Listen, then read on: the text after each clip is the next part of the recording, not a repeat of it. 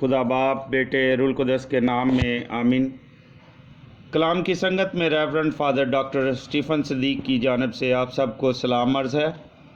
آئے میرے عزیزو، خدا کے زندہ اور پاک کلام میں سے آج کے پہلے حوالے پر ہم دھیان و گیان کرتے ہیں، جو کہ پطرس رسول کا دوسرا خط، اس کا پہلا باب، دوسری آیت سے 7ویں آیت تک ہم سنیں گے۔ خدا اور ہمارے خداوند یسوع مسیح کی پہچان کے وسیلے سے فضل اور سلامتی تمہیں افراد سے حاصل ہوتی رہے، چونکہ اس کی الہی قدرت کی وہ سب چیزیں جو زندگی اور دینداری کے لیے ہیں ہمیں اس کی پہچان کے وسیلے سے بخشی گئی، جس نے ہمیں اپنے ہی جلال اور قدرت سے بلایا اور ان کے وسیلے سے ہم سے نہایت بڑے اور قیمتی وعدے کیے ہیں، تاکہ تم ان کے وسیلے سے اس خرابی سے بھاگ کر جو دنیا میں شہوت کے سبب سے ہیں الہی ذات میں شریک ہو جاؤ۔ بس اسی سبب سے تم کمال کوشش کر کے اپنے ایمان پر نیکی اور نیکی پر علم اور علم پر پرہیزگاری اور پرہیزگاری پر صبر اور صبر پر دینداری اور دینداری پر برادرانہ الفت اور برادرانہ الفت پر محبت بڑھاؤ۔ خدا کا کلام پڑھا اسے نہ جانا باعث برکت ہو۔ خداوند کا شکر ہو، خداوند آپ کے ساتھ ہو، آپ کے ساتھ بھی ہو۔ انجیل مقدس مرکز کے مطابق اے خداوند تیری تمجید ہو، اس کا 12 باب پہلی آیت سے 12ویں آیت تک ہم سنیں گے۔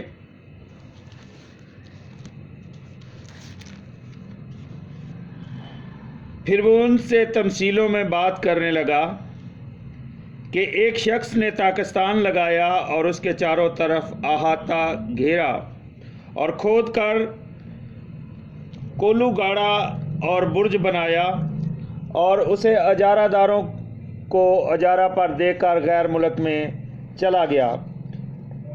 پھر وقت پر اس نے ایک نوکر کو اجارہ داروں کے پاس بھیجا تاکہ وہ اجارہ داروں سے طاقستان کے پھلوں میں سے لے لے۔ انہوں نے اسے پکڑ کر پیٹا اور خالی ہاتھ لوٹا دیا۔ اس نے دوبارہ ایک اور نوکر کو ان کے پاس بھیجا، انہوں نے اس کا سر پھوڑا اور اس کو بے عزت کیا۔ پھر اس نے ایک اور کو بھیجا، انہوں نے اسے قتل کیا۔ پھر اور بتیروں کو بھیجا، انہوں نے ان میں سے بعض کو پیٹا اور بعض کو قتل کیا۔ اب اس کا ایک اور باقی تھا، اس کا بیٹا، اس کا پیارا۔ آخر اس نے اسے ان کے پاس یہ کہہ کر بھیجا کہ وہ میرے بیٹے کا تو لحاظ کریں گے۔ لیکن ان باغبانوں نے آپس میں کہا، یہی وارث ہے، آؤ ہم اسے قتل کر ڈالیں تو میراث ہماری ہو جائے گی۔ اور انہوں نے اسے پکڑا اور قتل کر کے طاقستان کے باہر پھینک دیا۔ پس طاقستان کا مالک کیا کرے گا؟ وہ آئے گا اور ان باغبانوں کو ہلاک کر کے طاقستان اوروں کو دے دے گا۔ کیا تم نے یہ نوشتہ بھی نہیں سنا، نہیں پڑھا کہ جو پتھر معماروں نے رد کیا وہی کونے کا سرا ہو گیا؟ یہ خداوند کی طرف سے ہوا ہے اور ہماری نگاہوں میں تعجب انگیز ہے۔ تب وہ اسے پکڑنے کی کوشش کرنے لگے، مگر وہ عوام سے ڈرتے تھے، کیونکہ وہ سمجھ گئے تھے کہ اس نے یہ تمثیل ہمارے ہی حق میں کہی ہے۔ پس وہ اسے چھوڑ کر چلے گئے۔ یہاں تک آج کی انجیل مقدس کے وسیلے سے ہم سب کی خطائیں معاف کی جائیں۔ اے مسیح تیری ستائش ہو۔ میرے عزیزو، آج کی پہلی تلاوت جو پطرس کے دوسرے خط میں سے لی گئی ہے، اس کا پہلا باب دوسری سے 7ویں آیت، مقدس پطرس رسول فرماتے ہیں کہ کاملیت تک پہنچنے کے لیے جن نعمتوں کی ضرورت ہے وہ خدا نے ہمیں عطا کر دی ہیں۔ اب ہم پر لازم ہے کہ ہم اپنے ایمان میں مضبوط رہ کر کاملیت کی طرف قدم بڑھائیں۔ یہ دنیا خداوند کا پاکستان ہے اور اس میں ہم سب کے کچھ فرائض ہیں جن کو احسن طریقے سے ادا کرنا ہم پر لازم ہے۔ اگر ہم اپنے فرائض کی ادائیگی میں غفلت برتیں گے تو پاکستان کا مالک ہم سے پاکستان لے کر کسی دوسرے کو دے دے گا۔ میرے عزیز مومنین، کائنات خداوند کے الہام اور کلام کا ذریعہ ہے۔ خدا باپ ہر دور میں اپنے لوگوں کی امانی اور روحانی تربیت کے لیے فکر مند رہے ہیں۔ ہمارا خدا ترتیب کا خدا ہے اور ایک کامل باپ ہوتے ہوئے وہ اپنے بچوں کی بہتر ترغیب اور بھرپوری کی زندگی چاہتا ہے۔ تو چاہیے جس طرح ہمارا روحانی باپ کامل ہے، ہم بھی اسی طرح اس کی دی ہوئی نعمتوں کے وسیلے سے کاملیت کی معراج پائیں۔ میرے عزیزو، خداوند یسوع مسیح کی تمثیل کے ذریعے ہم سب کو مسیحی فرائض کی ادائیگی، ہمسائے سے محبت اور خدا کی بادشاہی کے فروغ کے لیے تحریک بخشتے ہیں۔ ہم اپنے مسیحی چال چلن یعنی روح کے پھل، محبت، خوشی، سلامتی، صبر، مہربانی، نیکی، ایمانداری، حلم، پرہیزگاری کے وسیلے سے خداوند کے پاکستان میں اپنے فرائض منصبی کے ذریعے سے خدا کی بادشاہی کا پرچار کریں تاکہ خداوند کا پاکستان اور زیادہ پھلدار ہو۔ ہمارے نیک نمونہ میں وہ روشنی بڑھے جو دوسرے انسانوں کے لیے مشل راہ ہو۔ دراصل ہمارے فرائض کی ادائیگی اور ان میں مخلصی ہی ہماری پہچان ہے۔ خداوند خدا ہم سب کو عقل دانائی فہم بخشے تاکہ ہم اس کے پاکستان میں اچھے طریقے سے کام کریں۔ میرے عزیزو، اس تمثیل کی چند ایک باتوں کو میں آپ کے ساتھ شیئر کرتا چلوں کہ پاکستان جو ہے یہ دنیا ہے اور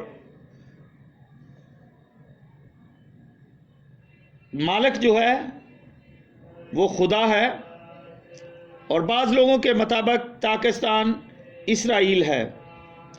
خدا مالک ہے، مظاہرین اسرائیل کے رہنما محبوب بیٹا خداوند یسوع مسیح ہے۔ کیا یہ نوکر انبیاء اور دیگر ہیں؟ انہیں غیر اقوام سمجھنا اور قرار دینا زیادہ مسئلہ ہوگا۔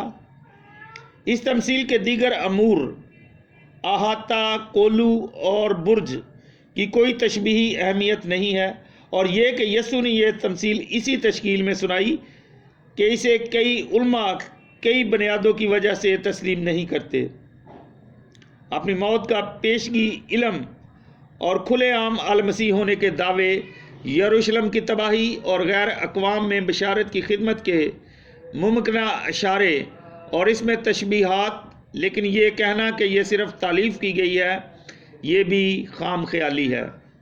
میرے عزیزو، آیت نمبر 1 ان سے تمثیلوں میں بات کرنے لگا، گو یہ ارد گرد کے واقعات سے ادبی صنف اور شکل سے فرق ہے، لیکن مواد یسوع اور اس کے حریفوں کے درمیان تعلق ہے۔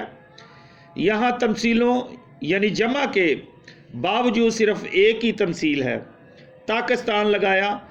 پاکستان کی تفصیل کے الفاظ اشعیاء 5 باب پہلی آیت سے دوسری آیت سے ہیں، اور کسی بھی شک کے بغیر پاکستان اسرائیل کی علامت ہے۔ احاطہ، باڑ کا مقصد جانوروں کو باہر رکھنا ہوتا تھا۔ کولو کا مقصد انگوروں کو مسل کر ان سے مے بنانا تھا، اور برج نگرانی اور پناہ کے لیے تھا۔ اجارہ داروں کو دے کر، یسوع کے زمانے میں فلسطین میں اجارہ داروں کو پاکستان یا دیگر کھیت کھلیان دینے کا رواج عام تھا۔ دراصل یونانی اور رومی معاشی نظام میں ذمہ دار کا عموماً اپنی زمین سے غیر حاضر رہنا عام معمول تھا۔ آیت نمبر 2، پھر وقت پر اس نے ایک نوکر کو اجارہ داروں کو بھیجا۔ موضوع وقت 5واں سال ہو سکتا ہے۔ ملاحظہ فرمائیں احبار 19 باب 23 سے 25 آیت۔ 3 نوکر کسانوں کے ہاتھوں سے بتدریج شدید قسم کے سلوک یعنی کہ پیٹا، سر پھوڑا اور بے عزت کیا اور قتل کیا سے گزرتے ہیں۔ اگرچہ آزمائش ہے کہ ان نوکروں کو عہد نامہ عتیق کے انبیاء سے ملا دیا جاتا ہے، تاہم زیادہ وسیع سوچ کے تحت انہیں اسرائیل کے پاس بھیجے گئے خدا کے پیغام رسانوں یعنی موسیٰ، یوشوا اور داؤد اور انبیاء بھی کے طور پر لینا چاہیے۔ عزیز مومنین، آیت 5 کو ہم دیکھتے ہیں، بعض کو پیٹا اور بعض کو قتل کیا۔ 3 انفرادی نوکروں کے سلسلے کے بعد نتیجے کا یہ بیان اسرائیل کے پاس بھیجے کے خدا کے پیغام رسانوں کے انجام کو عمومی انداز میں پیش کرتا ہے۔ آیت نمبر 6، پیارا بیٹا، مالک کا یہ خیال تھا کہ اگرچہ انہوں نے اس کے نوکروں سے بدسلوکی کی ہے، لیکن وہ کم از کم میرے بیٹے کا لحاظ اور احترام تو ضرور کریں گے۔ پیارا بیٹا خداوند یسوع مسیح ہے، اور تبدیلی و صورت میں شناخت اور پہچان کرانے میں استعمال کیا ہے۔ اس میں کوئی شک نہیں کہ مرکز اور اس کے قائرین یسوع کو اب بیٹے کے طور پر شناخت کرتے اور پہچانتے ہیں۔ آیت نمبر 7، یہی وارث ہے۔ اجارہ داروں کی توقعات قانونی دستور پر مبنی نہیں تھی، بلکہ اس امید پر کہ اس ابھرنے والی کشمکش اور انتشار میں وہ جائیداد پر قبضہ جما لیں گے۔ آیت نمبر 8، قتل کر کے پاکستان کے باہر پھینک دیا۔ یہاں پر صلیبی موت اور مردوں سے جی اٹھنے کا ذکر تک نہیں ملتا۔ بیٹے کو پاکستان سے باہر پھینکنے کا خیال غالباً عبرانیوں 13 باب 12 آیت سے منسلک ہے۔ یسوع کی تصلیب کا مقام بھی یروشلم شہر کی حدود سے باہر ہے۔ آیت نمبر 9، وہ آئے گا اور ان باغبانوں کو ہلاک کرے گا۔ عزیز مومنین، پاکستان اوروں کو دے گا اس مسیحی دعوے کو منعکس کرتا ہے کہ خدا کی امت کی شناخت اور خدا کی بادشاہی میں اس کا مقام اسرائیل سے کلیسیا میں منتقل ہو گئے ہیں۔ البتہ مرکز ابواب 11 سے 12 میں اسرائیل کے قائدین اور رہنماؤں سے زیادہ توجہ رکھتا ہے، لہذا اس تمثیل کی اہمیت کی بصیرت زیادہ تنگ اور محدود ہے۔ یہ بیان سن 70 میم کے واقعہ کو منعکس نہیں کرتا، اگرچہ متی 21 باب 41 اور 43، لوکا 20 باب 18 نے اسے ایسے ہی لیا ہے۔ یہ واضح نہیں ہے کہ مرکز نے اوروں کو غیر اقوام سمجھا۔ آیت نمبر 10، جو پتھر مماروں نے رد کیا۔ حوالہ جو 12 باب کی 10ویں آیت سے 11ویں آیت میں ہے، وہ مزمور 118 22 سے 23 کے ترجمہ ہفتاد سے ہے۔ رد کیا ہوا پتھر مسیح خداوند ہے۔ کونے کے سرے کا پتھر جو عمارت کی دیواروں کو باہم تھامے رکھتا ہے مسیح یسوع بنتا ہے۔ اعمال 4 باب 11 آیت اور پطرس کا پہلا خط 2 باب 7 میں یسوع کے متعلق استعمال کیے گئے ہیں۔ پطرس کے لیے دیگر حوالہ جات جو یسوع سے منسلک کیے گئے ہیں ملاحظہ ہو رومیو 9 باب 33 آیت اور پطرس کا پہلا خط 2 باب 6 اور 8ویں آیت۔ آیت نمبر 12، اس نے یہ تمثیل ہمارے ہی حق میں کہی ہے۔ یہ بات کہ حریف اس تمثیل کو سمجھ گئے، یہ مرکز کے معمول سے ہٹ کر ہے۔ ملاحظہ فرمائیں 4 باب 10ویں آیت سے 12ویں آیت 33 آیت سے 34 آیت.